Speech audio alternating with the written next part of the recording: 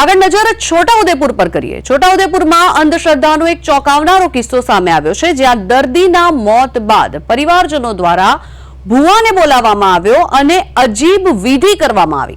ખાનગી હોસ્પિટલમાં સારવાર દરમિયાન એક દર્દીનું 2 દિવસ પહેલા મોત નીપજ્યું હતું, જો કે ત્યારબાદ તેના સગાવાલાઓએ હોસ્પિટલ બહાર ભુવાને બોલાવી પૂજા વિધિ શરૂ કરી હતી અને મૃતકનો જીવ પાછો લાવવા માટે કલાકો સુધી ભુવાઓ ધૂળતા રહ્યા, જ્યારે પરિવારજનો અને મોટી સંખ્યામાં લોકો ત્યાં ભેગા થઈ ગયા। આ સમગ્ર ઘટનાથી હોસ્પિટલમાં આવતા દર્દીઓ અને તેમના સગાઓમાં પણ ગભરાટ ફેલાયો છે।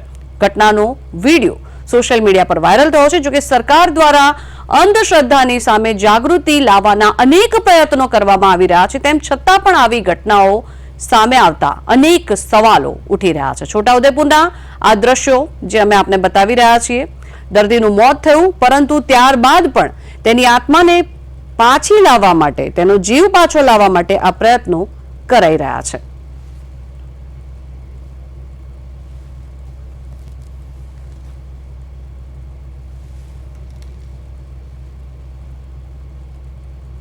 ઉદયપુરમાં કેસર હોસ્પિટલમાં એક દર્દીનું સારવાર દરમિયાન મોત નીપજ્યું હતું।